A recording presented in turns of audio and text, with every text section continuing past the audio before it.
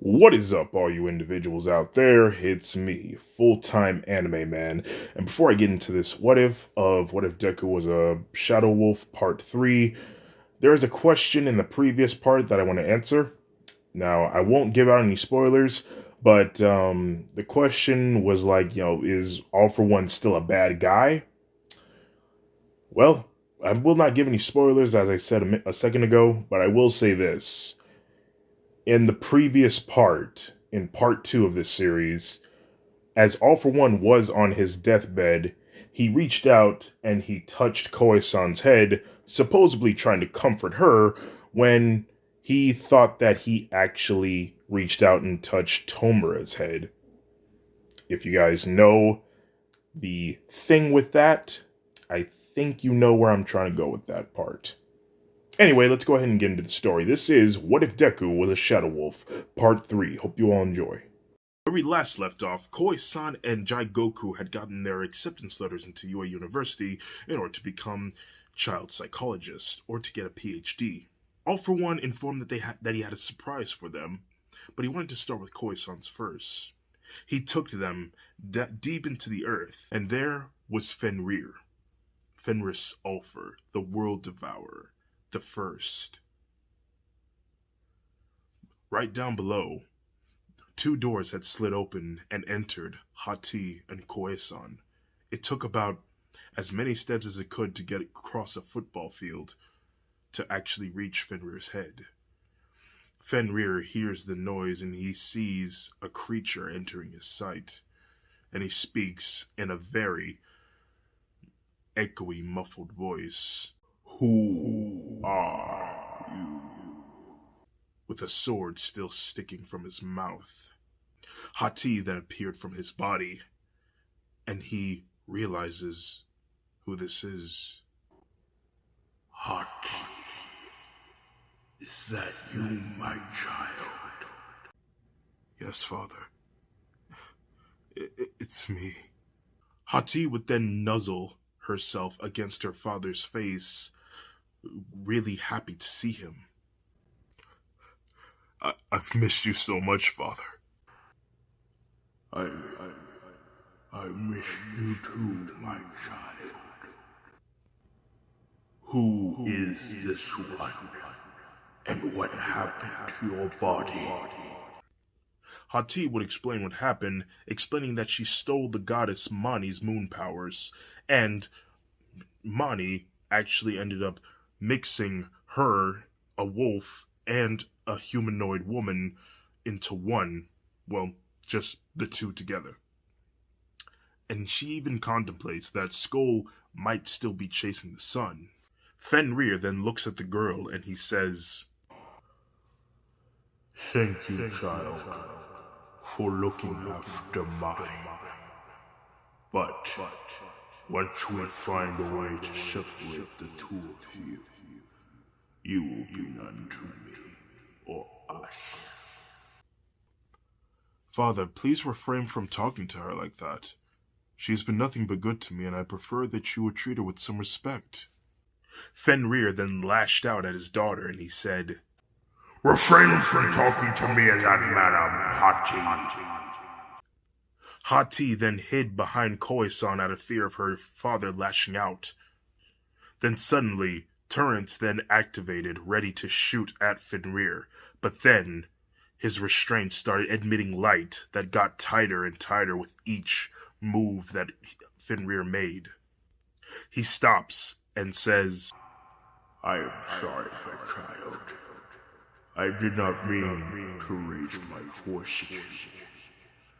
I've been bound to this boulder for a long time.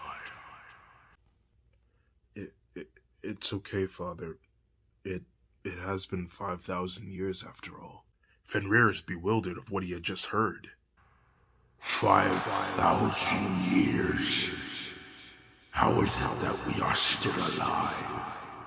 Well, after my battle with Mani, she told me that Odin had cursed us, me and Skull, with immortality.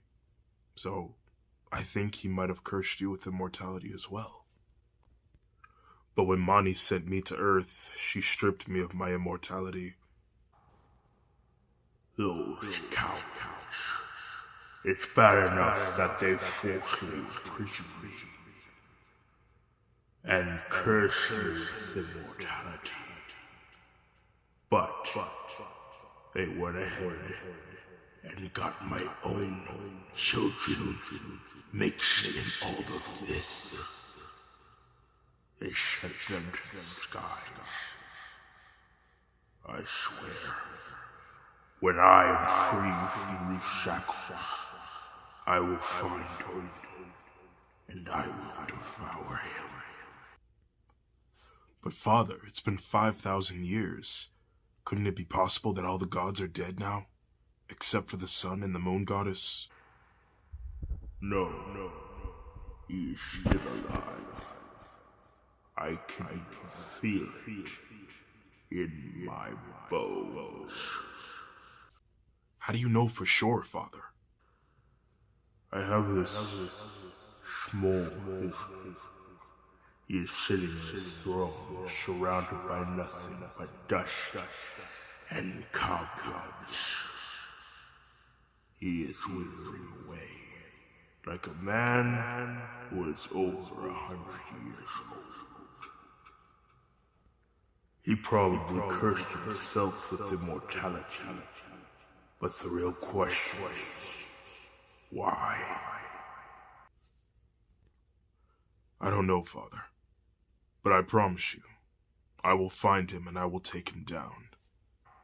No. I must be the one that takes him down. He has brought nothing but torture and trouble to my family. I must be the one to kill him, not you. Okay, Father. Suddenly, voices over the intercom can be heard. It's All For One. It's time to go. I promise you, Father, we will set you free from this prison. Thank you, child.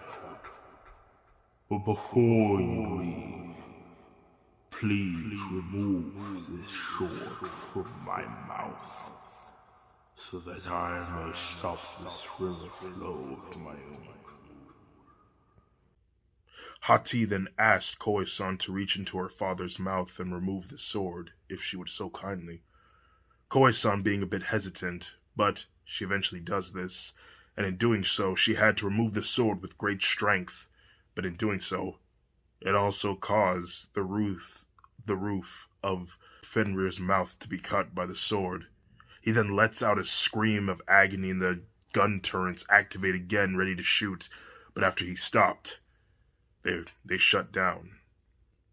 Even from all the ruckus, Koe-san jumped back out of fear of what might happen next, but she kept herself steady. Fenrir repeatedly snapped his mouth open and closed, finally allowing the rest of his mouth to feel the moisture of his own saliva, finally feeling relief after 5,000 years of that sword being stuck in his mouth. Thank you, child. But before leaving, Koe-san had took the blade that was stuck in Fenrir's mouth and hid it in the abyss. Soon, the two leave the room, and we find them back on the plane and the train back home. Koe-san was visibly sad about what she had endured. Tomura and Jigoku were concerned about their sister, and they went to her and asked her if she was okay. It was quiet for a moment, but then Koe-san simply just said that it's sad that these creatures that just wanted to feel like they belong were treated so poorly. Why must the gods have been so cruel to them, she asked. And Tomura states that he's not sure, but things are a lot more different now, and it's really up to them how they want to live. Let's just hope that they choose the right route. But I'm pretty sure with your help, they can. Koe-san then hugs Jigoku and Tomura, And then All For One came in and he apologized to Koi-san for that. He just thought that she would be happy to meet someone she would consider an ancestor. But Koi-san just exclaimed that, heck, Hati was happy to see him, so that makes her happy as long as she's happy. All For One said, "Splendid." He then looked at Jigoku and said, "Are you ready for your surprise next?" They then arrived at a mental hospital, if you may, where Todoroki, which is Jigoku, her mother was at. And she was a bit nervous to meet her mother, but she asked if everyone could stay in the car as she goes in there and talks to her. Everyone obliges. And about a few minutes later, she came out with a smile on her face, and she told them the conversation that she had with her mother. She would go on to explain that her mother thought that she had been kidnapped or worse after being missing for all these years. But Jigoku simply told her that another man adopted her, but he kept the identity a secret for personal reasons. She even goes on to tell them that she mentioned that she had siblings, 2 brothers and a sister. And Koi-san would explain that that's actually really good, and maybe whenever Jigoku was ready, they could find them and they could explain their stories and their pasts. She smiled.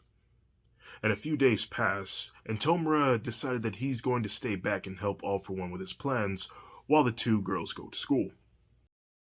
They then wish each other good luck, and the 2 girls head off to school, and they find their classroom, 1A. Koi-san comments about how big the door is, and they enter, and they find the spiky-headed blonde boy arguing with the blue-headed boy from the orientation. "You there, get your feet off that desk, that is UA property." Are you for real right now? Were you born with that stick up your rear end, or did your old school put it in there for you? They then close the door, and this catches the attention of the blonde-headed boy and the blue-headed boy. The blonde-headed one looks at Koi-san, still puzzled. He still feels like he knows this girl from somewhere, but he just can't remember her. But he eventually leaves it alone, and the blue-headed one introduces himself as Tenya Ida. Soon, other students show up, and a man with a bird for a head gets a strange headache. He uses the nearest desk to support his weight, trying to keep himself up. A boy with yellow hair and a black streak zigzagging across his head says, "Hey man, are you okay?" The bird-headed boy then looks over at Koi-san, and he feels a strange presence emanating from this girl. Suddenly, Koi-san feels like someone is staring at the back of her head with deadly intent. She turns around, and the 2 eyes meet. Is there something wrong?" says Koi-san. The boy falls to his knees, starting to sweat profusely. He feels like his head is going to fall off of his shoulders from this splitting headache. And then he feels like something inside of him is taking control. His body starts emitting this black aura that was outlined with purple light.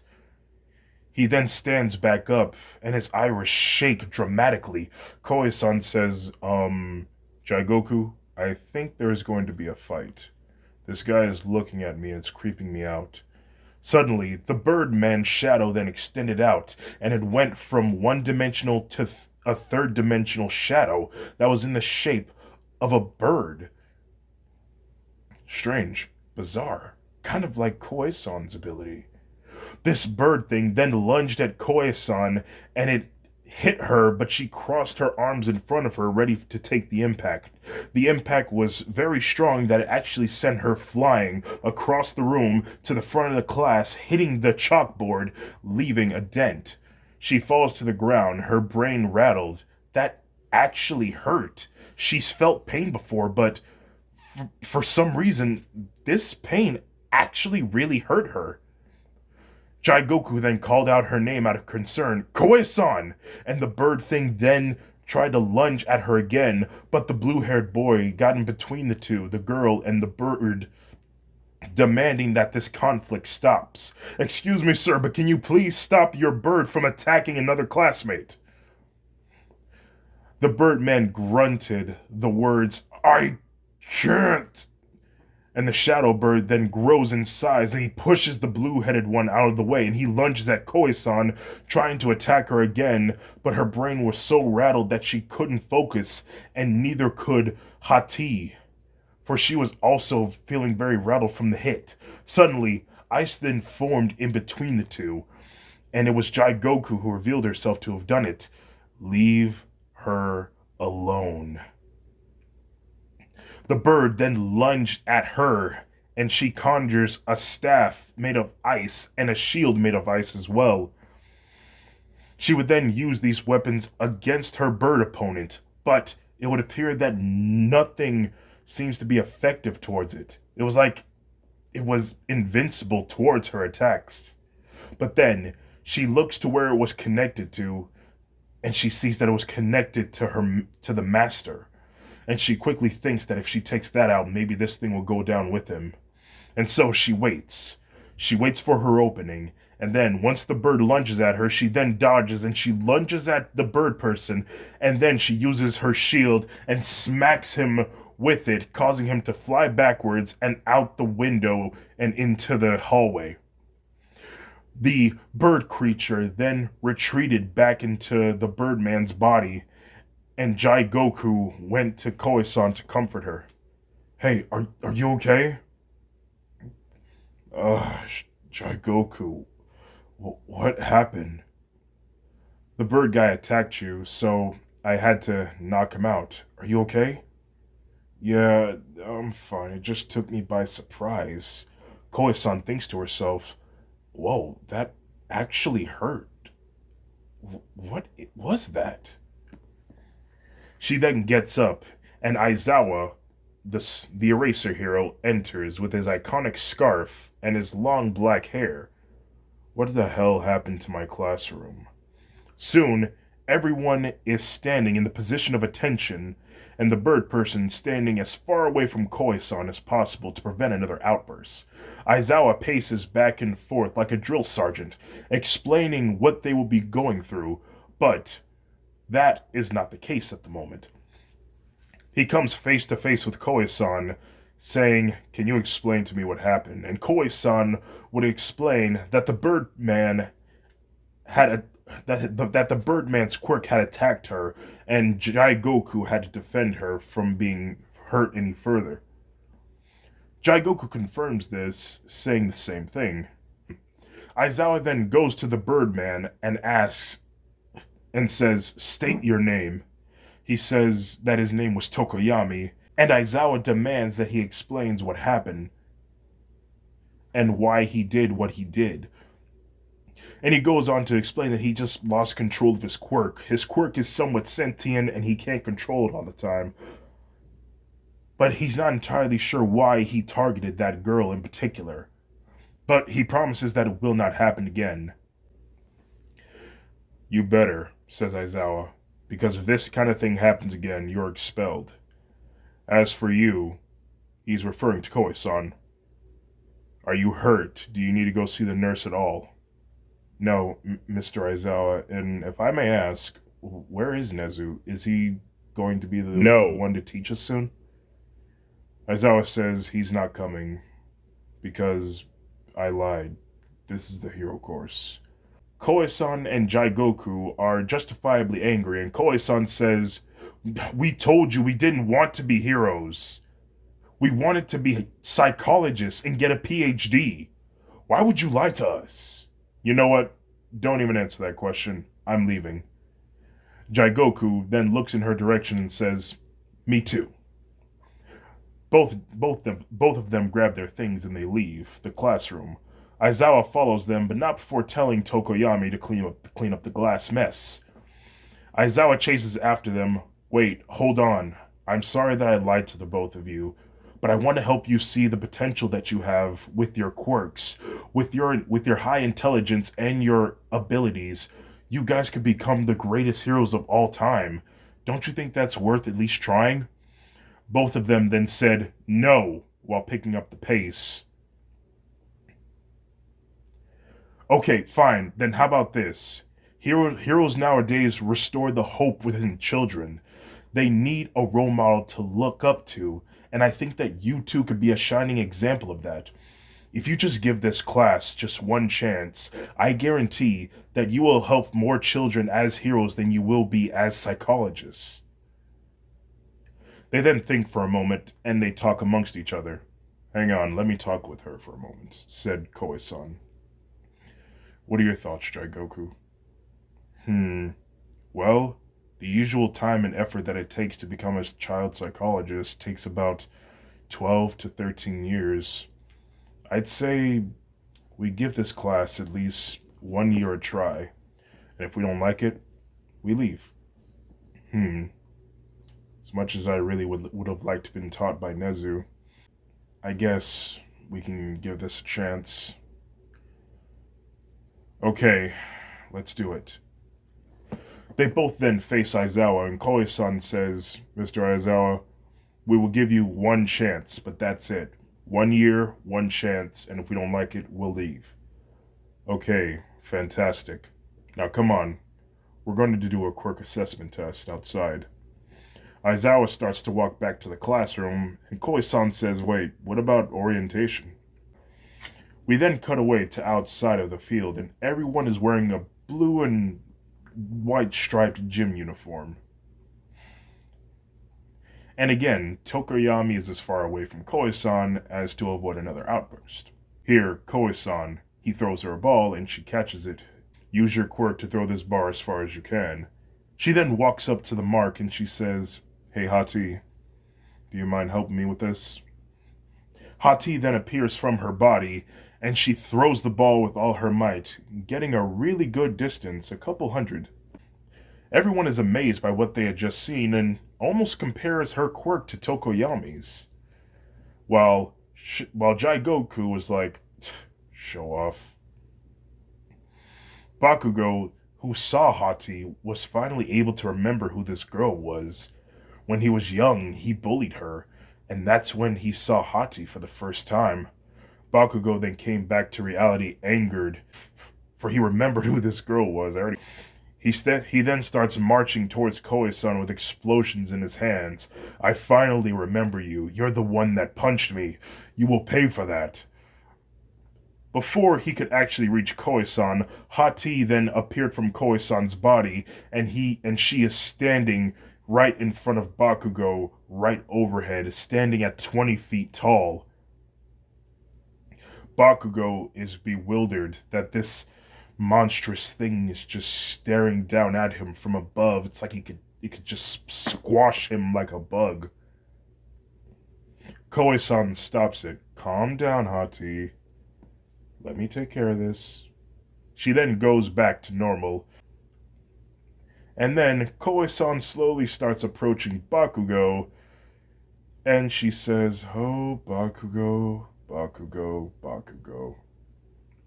I see that you're still dwelling on the past. Well, I guess I should be mad at you for bullying me, not even a week in preschool, pulling on my ears and calling me a bitch. But I can't really hold that against you. She then suggestively rubs her finger around Bakugo's chest as she says, I don't hold that against you because you were so young and you were still learning about the world back then. And I'm pretty sure you were learning other sorts of things as well. Now, she then stands on her tippy toes and whispers into Bakugo's ear, Now why don't you go back in line and wait your turn? She then lightly blew air into Bakugo's ear, which sent a shiver down his spine and he nearly felt weak in the knees. Jigoku, you're up next. To which she was right. Jigoku was up next, and Bakugo, who felt this strange feeling that just confused him. He doesn't know why he felt so intimidated by Jigoku, but for some reason, he didn't say anything back. He just went back to the line. Koe-san smiled, and Jigoku went up next.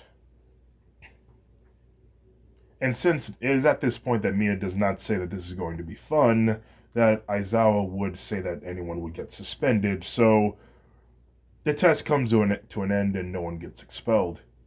Aizawa would comment to Toru Hagakure that she has a lot of catching up to do as she was in last place. Aizawa would comment that that was the end of the day and for everyone to go home and that class is dismissed. Everyone would comment saying, "Wait, that's it?" Soon, in the women's changing room, the girls were changing back into their normal UA uniforms when suddenly Koi-san feels a strange presence. She wasn't sure what it was, but it felt like something or someone was watching her. She also heard rapid breathing and a voice coming from just behind her beyond the walls. She looks closer and she sees a peephole just in the wall that was in front of her. And she even heard the voice of Mineta. "I want to see Yajiro's big bouncing boobs. I want to know what Ashido is wearing. And I want to see Toru Hagakure's floating underwear. And as for that wolf girl, I gotta know if that tail is attached to her body or is it stuck up her..." He stops in mid-sentence, for he notices that Koi-san is staring right at him. A sadistic smile came across her face, and she slowly starts taking off her clothes, piece by piece. But first, she slowly unbuttons every button on her shirt. She then hears heavy breathing from the other side of the wall, and she takes it a step further. She then slowly takes off her shirt, revealing her black undergarments, and slowly unhooks the hook on her bra and slowly takes it off, planning on revealing her breasts. But before she could take her bra off completely, she then heard rumbling noises from behind the other side of the wall and blood slowly oozing out from the hole that Mineta was peeping through. She smiles and said, "Boys can sometimes be so cute." She then takes a piece of duct tape and covers up the hole. Soon, the two make it back at the house and they engage with Tomura. They would go on to tell Tomura about their first day of school and how Aizawa lied to them in joining the hero course. They decided to give it 1 year shot because, well, they just thought, why not? It takes about 12 years to get a PhD and there's no rush. So they chatted up for a while and then they get a call from All for One. He informs them that in a few hours, someone from the Shia Hasaikai Yakuza organization will show up. Tomura asks what do they want, and All for One would tell them that I can't tell you. Not exactly yet. From what I've heard, this person has the ability to compel people to tell the truth. For your protection, just keep him entertained for a while. They understood what that meant, and they will keep him entertained. They arrive at the bar, and they are greeted by Korigiri, but Koi-san likes to refer to him as Uncle Korigiri, for family reasons. "Hey, Uncle, how are you doing?" She then runs up to him and gives him a big hug, and he would say, "Doing just fine, it's good to see you guys. So, what can I get you?" "Well, actually, we're actually here on personal business. Daddy's got a meeting with a man with a quirk that compels people to tell the truth. And so he's asked us to keep him entertained." I see. Well, do your best to do as little damage as possible, okay?" They all agree, and a few hours would pass, and the three would be doing their things. Koei-san and Jaigoku would be playing pool in the corner, while Tomura was sitting in a booth with a drink in hand. They then hear the ringing of the bells when the door opens, and Tomura sees a man wearing a white cloak and a black plague doctor mask. The man then looks over and he sees Tomura, who waves him over. The girls were pretending like they were distracted on the pool table. He walks over to Tomura and asks, "Are you the guy?" He then uses his quirk on him. "I don't know. My boss didn't give me all the details there is to know, to tell you the truth." Tomura laughs as he is snapped out of the trance. "What's the matter? You don't trust me and you had to use your quirk on me?" How do you know my quirk compels people to tell the truth?" "Because he told me. He assures me of everyone who walks in here about their quirks and such other aspects. Now, why don't you take a seat and let's talk?" He sits down and Koi-san and Jigoku slowly creep up on him. "So, when's he showing up?" "Oh, you thought you were going to get to see him here?" "No, but instead you gotta talk to him over that monitor over there." He gestures to the small TV that is on the counter just next to the booth. "Are you kidding me? I was told that I was going to talk to the man in person. Are you trying to mess with me right now?" Maybe." With a fast hand, the man with the plague doctor then moves and he reaches for a gun, but before he could actually pull it out, his torso was completely submerged in ice, barricading his arms downwards. "What is the meaning of this?" His words were cut off when Koe-san sneakily took his mask off and then placed something in his mouth. She then said, "I've never said this to a man before, but don't swallow." He screams, but his screams were muffled by Koe-san's hand. Koe-san tells him to be quiet, and he does. She then slowly removes her hand from his mouth, and they all take a seat. The TV then activates. It's just TV snow and a bit static, but All for One's voice can be heard. "Are you here on behalf of Overhaul?" "Yes, I am." Koe-san says, "Wait, did you swallow it?" "Swallow what?" "Oh, yeah, you're screwed." "Well, what do you mean? What's inside of me?" "Look, I'll tell you when this conversation is over. Just get it over with."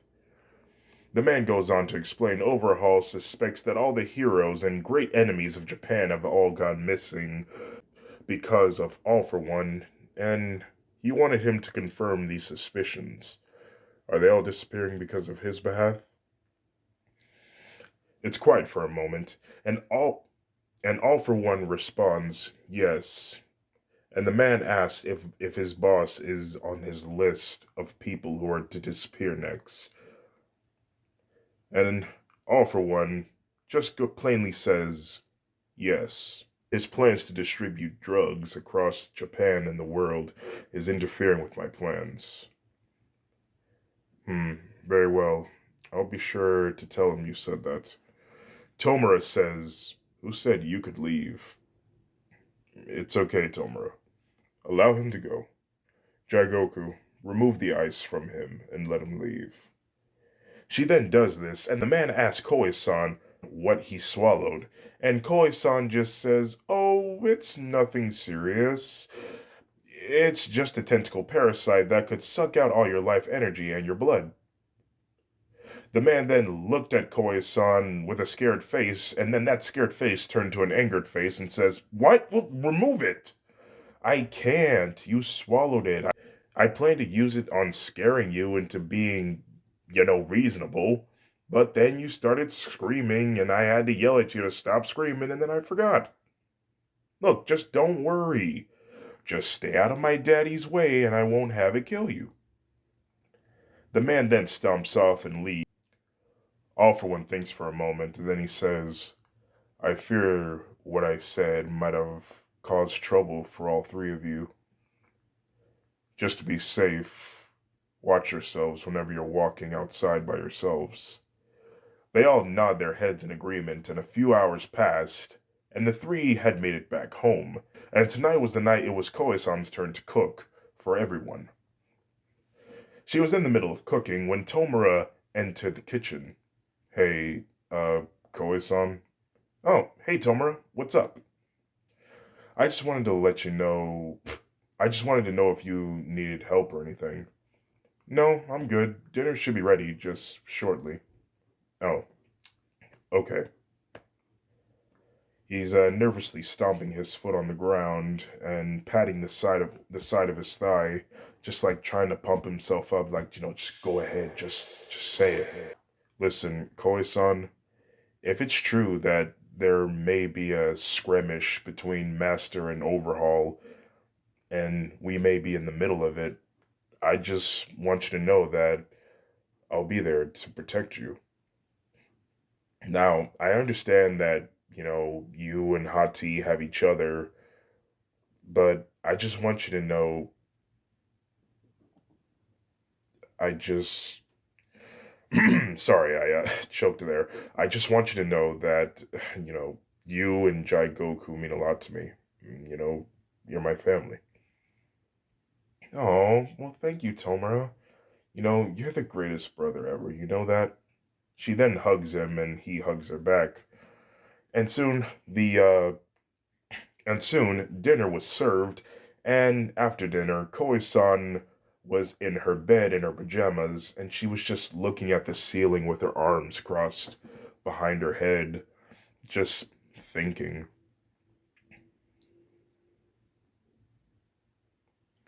Hey, Hati? Yes, child. Do you still want Ragnarok to happen? Yes, yes, child. It is my life's purpose to bring about the end of all the worlds, to destroy what the gods have created. But what about your own desires? Said Koya-san. I mean, I know you want that, but what about what you really, really want? That stuff about Ragnarok, that's more of what your father would want. But you've seen Earth, you've seen that there's more to it than just what your past held before. You know that this place is more than what it used to be. Like, don't you have something that you've always wanted to do? Like, had your own dream? Hati thinks for a moment. I've never had any desires of my own before. Most of my life, it was mostly about what my father wanted. But me, I don't know. Koi-san says, well, maybe I can help you find it someday. In the future, we'll find a new purpose for you. Maybe you could find your happiness. Hati says, I'd like that. Thank you, Koi-san. It's the next day, and everyone is sitting in their seats. Koi-san and Jaigoku were sitting in the back of the classroom, while Tokoyami sat up front, as to assure that in case he loses control of Dark Shadow again, Dark Shadow will not get the upper hand on Koi-san. So, everyone is in their seats, waiting for their teacher to show up, expecting it to be Aizawa. While everyone is waiting, the boys were talking about Koi-san and her encounterment with Dark Shadow. She was still a bit infuriated by their interaction, but she does her best. She does her best to leave it alone. Suddenly, Koi-san hears heavy footsteps from outside. What? Who's running outside? Suddenly, the door bursts open with All Might and his iconic smile coming through. I am here, coming through the door like a normal person.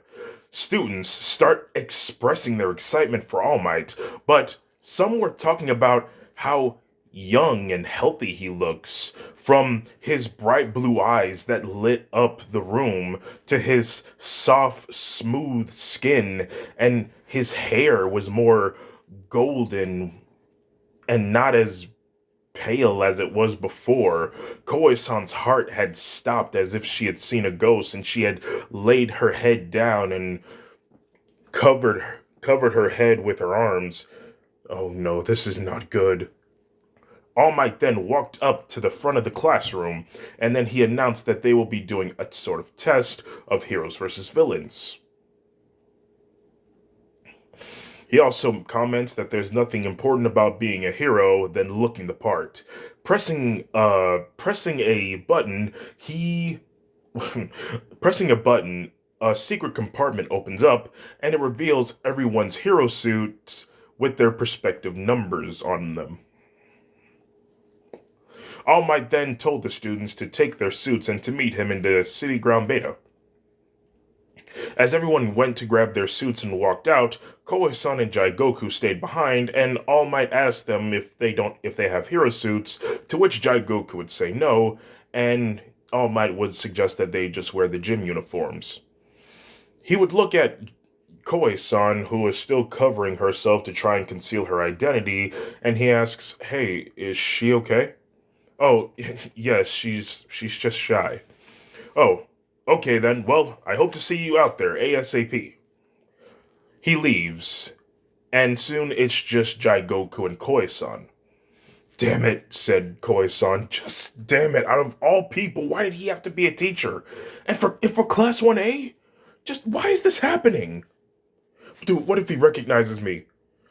"You can't think about that right now," said Jaigoku. "But it's all I could think about." "Look, even if he does, just keep on denying it, and eventually he'll come to deny his own thoughts. Sometimes that's just how the human brain works." "Okay, fine, let's just go." They go and get changed, and soon they arrive outside in the city grounds.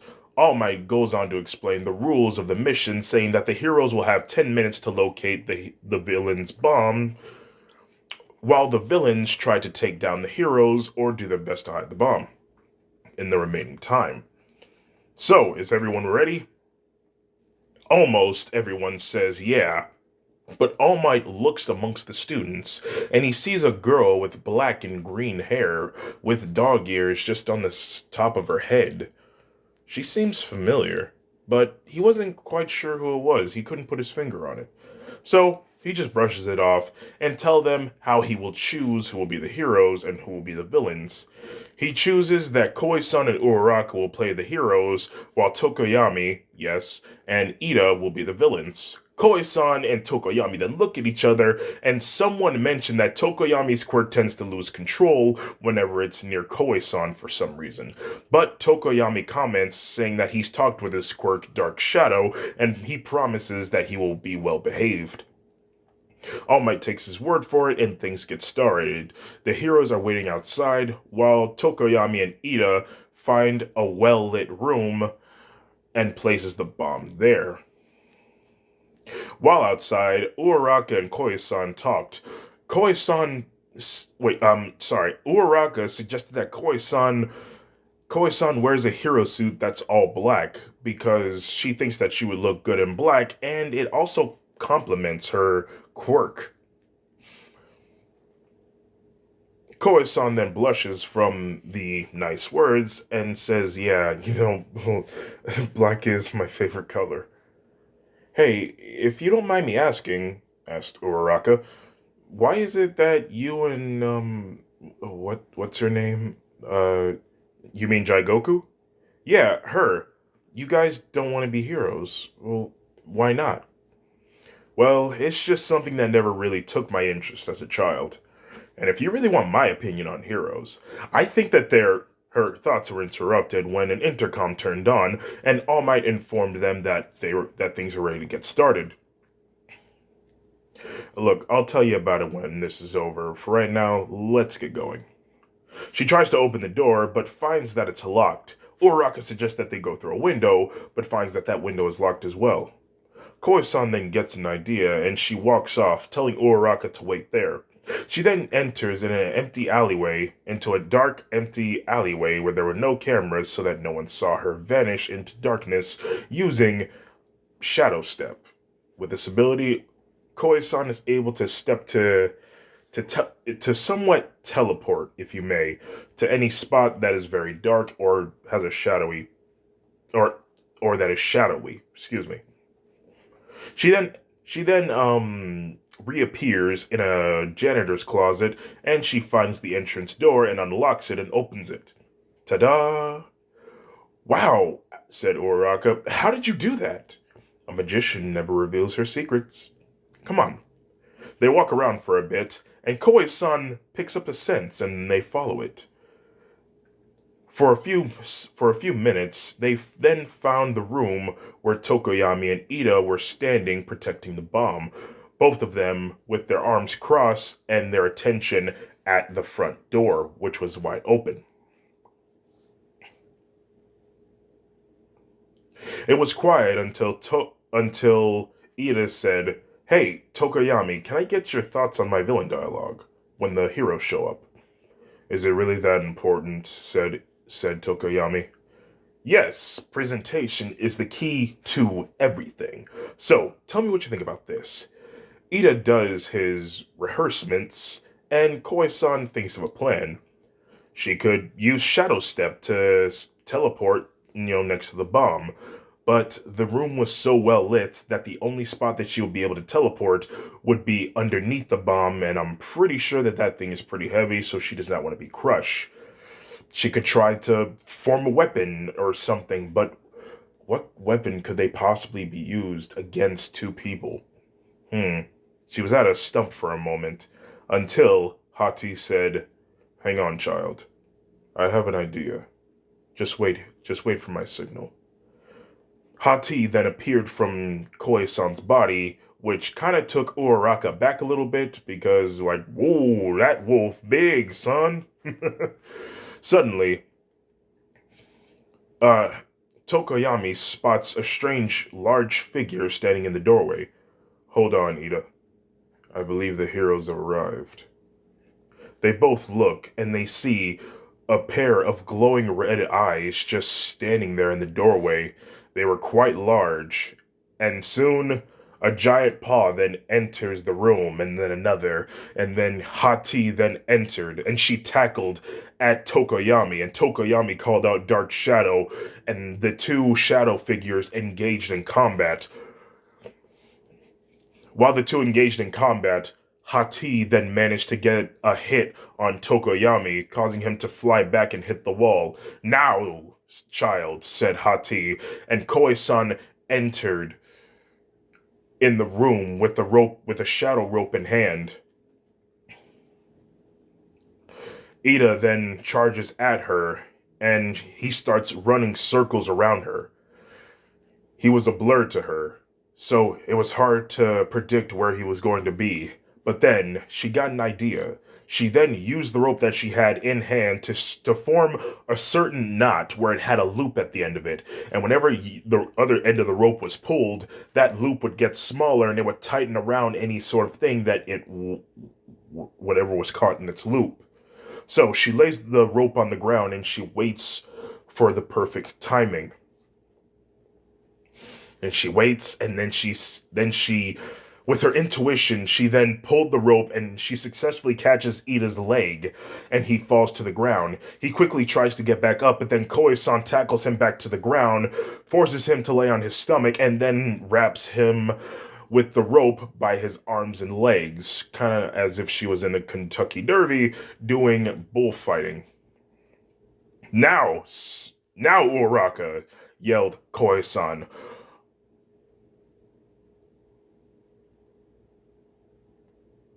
Uraraka then ushered into the room, running towards the bomb, while Tokoyami was coming out of.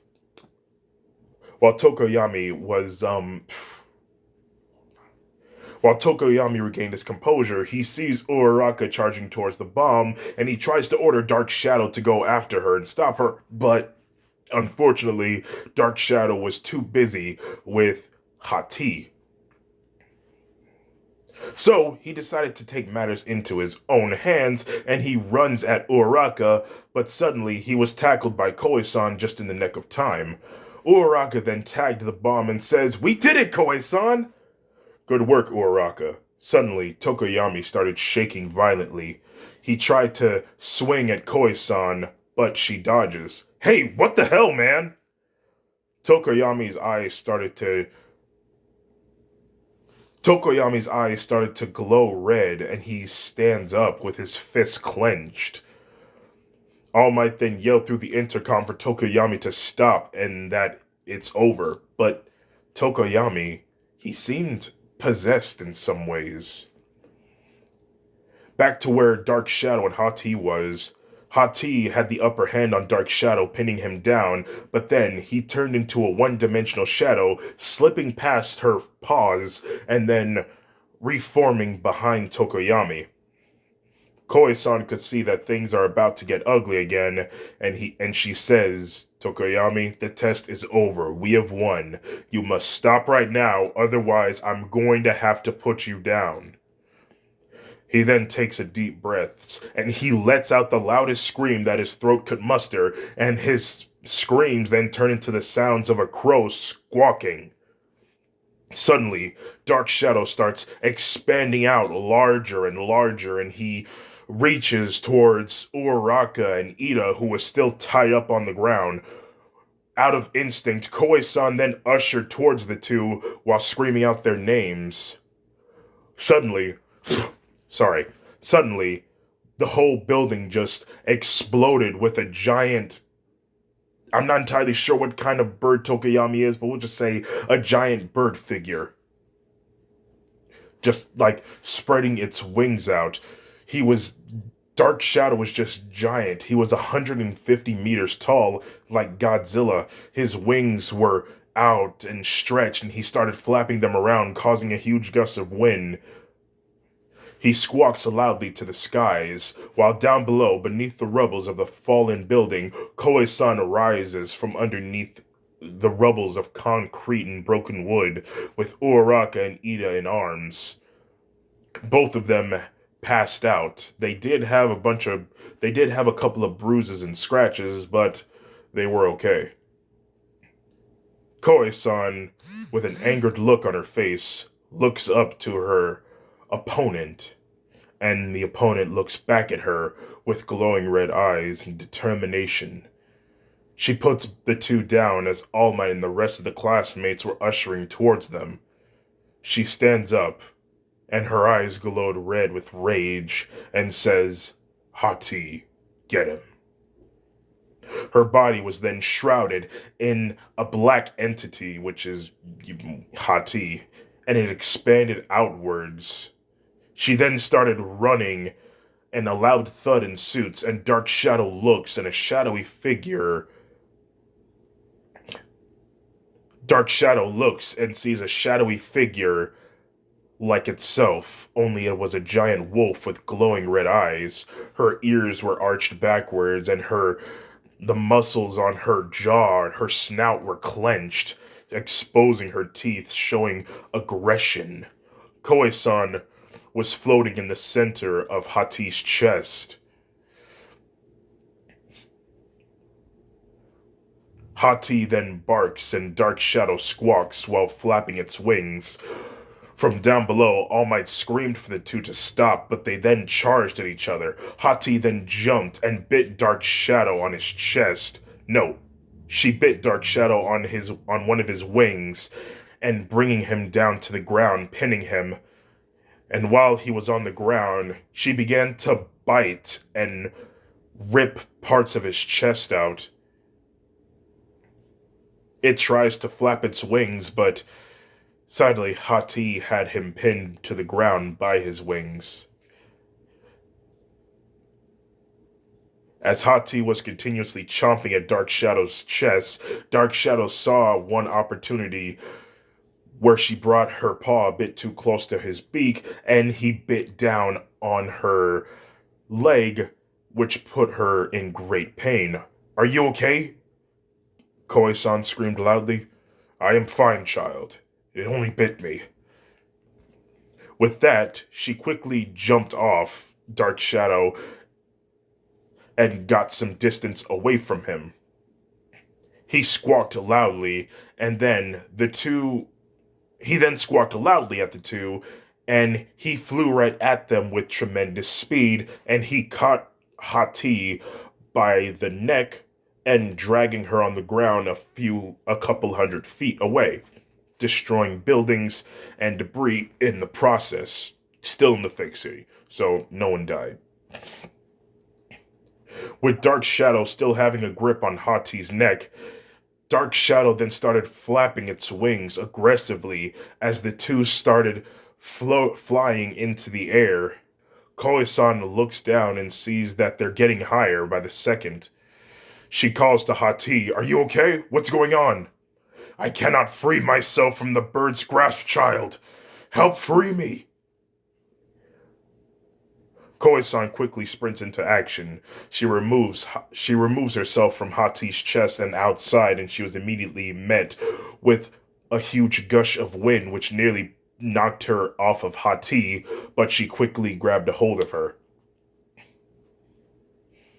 She began to climb up towards Dark Shadow and tries to find Tokoyami to take him out so that way he'll put her down.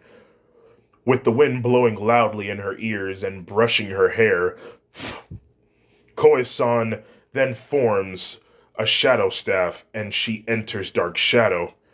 And with the passing seconds, she then looks down, and with the passing seconds that go by, they get higher, and it almost looks like they are going to pass the Earth's stratosphere. So, if she doesn't get them freed from Tokoyami's grasp, they might die from lack of oxygen or freezing to death. She then enters the neck area of Dark Shadow, and it was so dark in there, it was almost as if this darkness was supernatural. When entered, she heard a voice that almost sounded like it was two voices talking at the same time, demonic and demanding. Suddenly, Koe-san, well, actually, it wasn't a voice, it was a laugh, so excuse me on that one. Suddenly, Koe-san felt something dash by her from left to right. Then she hears, "You shouldn't have come here." Koe-san was then struck in the face by Tokoyami's fist, and it hurt her, like, a lot. Like, she's learned to take pain as pleasure, but for some reason, that really hurt.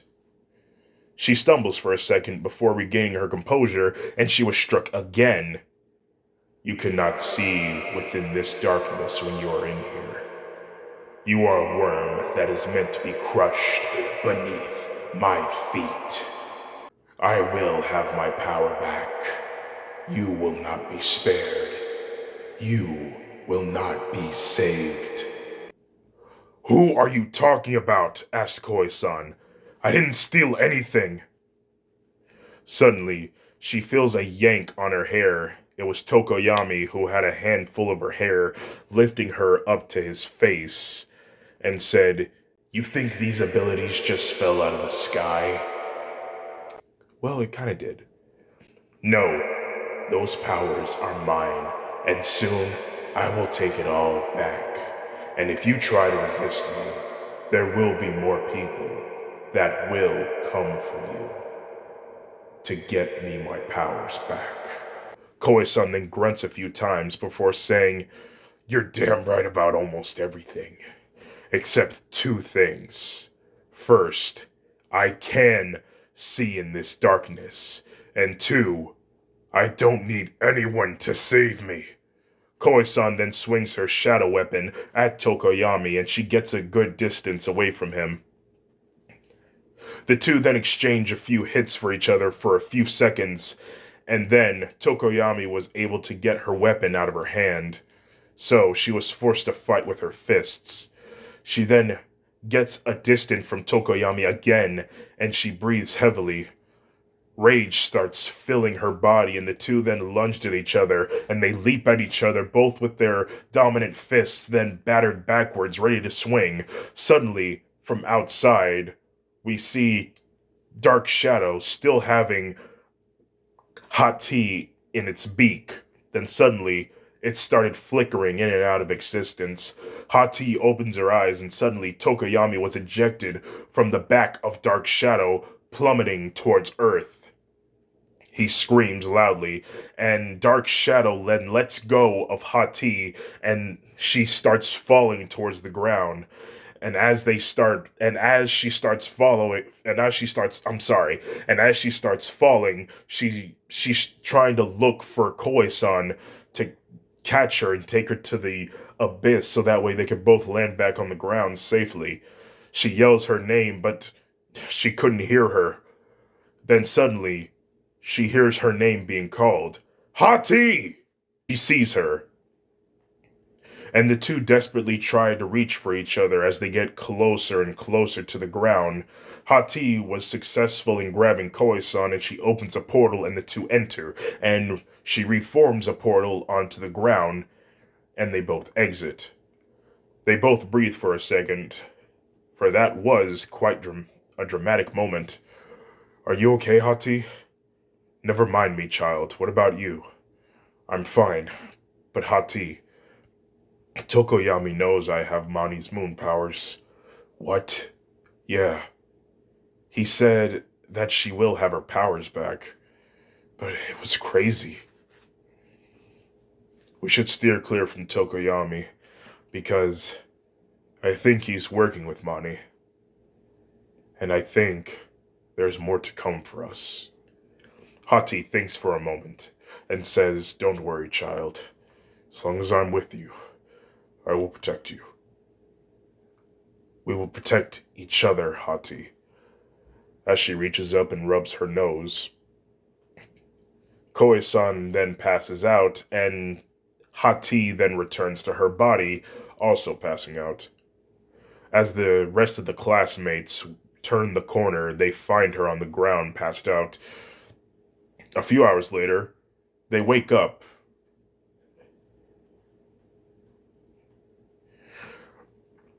A few hours later, they wake up in a familiar hospital. In fact, it's the same hospital that is in the underground bunker where All For One was being pampered. She looks around and she sees Tomura and Jaigoku, and they are asleep in their chairs. They then wake up and they're happy to see that she's okay, although she did have a few bruises from being constantly punched by Tokoyami. Shoto says, wait. They ask her what happened, and Koe-san would tell them everything. Shoto says, so the moon goddess has created a disciple to help you in aid in getting her power back. Tomura says, and he dare put his hands on you? I swear, if I see another person with a bird for a head, I'm going to kill them. He then tightens his fists, and Koe-san places a hand over his hand, calming him down, and says that it's going to be fine. These bruises will heal up a lot faster now that she's awake. Yeah, I know, it's just such a beautiful...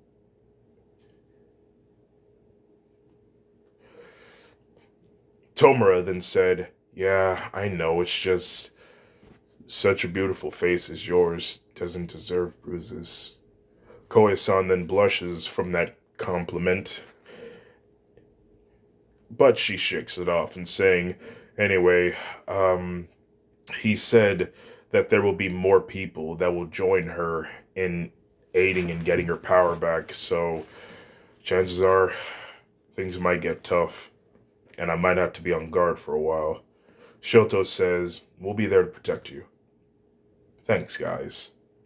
They all hug, but in the process of doing that hug, they then touched a couple bruises on Koe-san, and she kind of hisses from, the pain. All For One then entered the room, and he asked what happened, to which Koe-san would explain. Now, in the city, Tokoyami is walking amongst the streets wearing a hoodie, concealing his identity. He is walking down the street, minding his own business, thinking of what to do next, when suddenly he hears a voice in his head. Ugh, would you shut up? The voice in his head continues, and he gets so irritated that he walks into an alleyway that had the angle of the moon just overhead where he could see it, and he takes off his hoodie and he angrily says, shut up, God, what would it take for you to shut up? What would it take for you to shut up, Mani? Suddenly, a holographic projection of Mani's head then forms in front of the moon, and Mani says, do not pick that tone of voice with me, child. Well, how do you expect me not to do that, huh? You ruined everything. My plan was to get as close to Koa-san as possible and understand her strengths and weaknesses, and you went ahead and messed it all up. You basically told us who we are and what we are there for. So, congratulations, I can't help you because heroes, police, and almost everybody is looking for me because of after what you did. So, thank you, Mani. Thank you very much. You went ahead and messed everything up. Mani then said, I am the one that created you and gave you these powers. The least you can do is try again. Well, how am I supposed to do that by myself? It's only me and Dark Shadow, and yet, what am I supposed to do? We're only like 2 people. Mani then thinks for a second and says, Don't worry, child. There is more help to come your way. Really? There's actually more people that can aid me in getting your power back. Oh yes, and trust me, child, they are all very worthy adversaries. We then fade to black, and that's where I'm going to end the story. Now, I do hope that you all enjoyed this story. I hope you give this video a like, and if you're not subscribed, go ahead and subscribe to Full-Time Anime Man, which is me, by the way. Anyway, I hope you all have a nice day, and if you made it to the end of this video, consider yourselves #blessed. There is hair on my screen, and I hope you all have a good day. Goodbye.